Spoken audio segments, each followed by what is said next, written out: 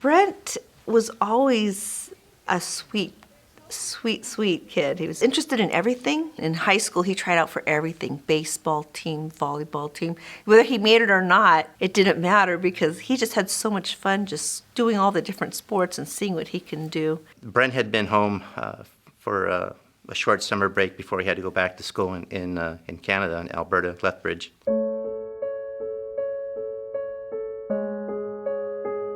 He left about noon on the 4th to drive back up to Lethbridge. It's about an 18-hour drive.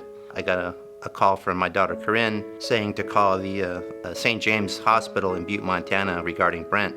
He had been involved in an accident. By the time I got to Montana, he had already had the emergency surgery. Both legs were wrapped up and he had another injury on a very serious injury on his stomach. He's got tubes everywhere. This doctor comes back on Monday and he puts John and me together in a room. They did a scan and they figured out that he had a traumatic brain injury. We don't know what could possibly happen next. It was everything from he stays like this forever to he opens his eyes but doesn't know who we are. It was so depressing every day to see, your kid like that, where his eyes are open and his eyes are moving around, but they're not looking at you. It's almost like they're telling you to start mourning for the son you had because the one that's going to wake up is going to be somebody else.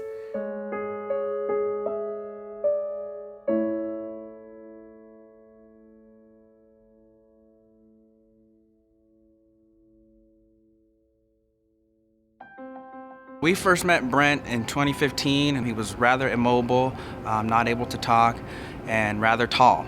So we kind of knew that, there was a lot of good work here to be done. We were really excited to start working with him right away to see how far we can get with him and how much we can bring him back to his prior levels. From the very beginning, it was, we got to get him up, got to get him moving, and from day one, they work with you. It's a regimented program, and you are busy.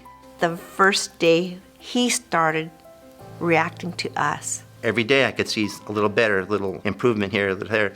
There was just something magical about this place. I witnessed it myself. Pretty soon he get to the point where he said Pops, which is what he calls me. We were here a week and they stood him up for the first time. So it took about 4 of us, pretty much all members of the team, and from a wheelchair we tried to get him, standing upright, using the vector, using all of our, muscular builds. Once we got him standing up, I was clutching on his left leg, trying to push him up, standing up as tall as I could, and we got him up. And I'm kind of looking up at him, and then he just puts one arm down and reaches down and palms my head.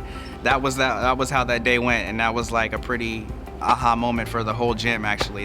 Everybody stood up and applauded. That was our primary goal, fill out that 7-foot frame. I think that was a big plus for Brent at that point, where he could take care of himself for the most part. He was able to get up and go to the bathroom whenever he needed to, those type of things, feeding himself, all those things. Then he was transferred to the TLC Transitional Living Center. In my mind, that's where he started to be a person again, his own person. Whatever ceiling we set, he just keeps exceeding it. So we just kind of stopped setting ceilings. Since then, he's been an outpatient doing therapy here, still doing speech, physical, and occupational therapy. Got to the point after several months where he was confident in taking the bus. He's been coming on the bus ever since. He went to sign up for a class at the college all by himself. I thought, hey, look at him. He wants to go. He wants to go back to learning, go back to doing his own thing. So that's my Brent.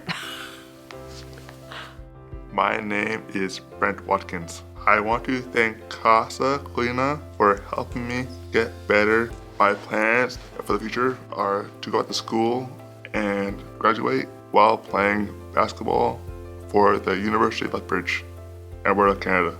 So that's his plan, that's his goal, and that's what he's working for. And thanks to everybody here, he's gonna make it.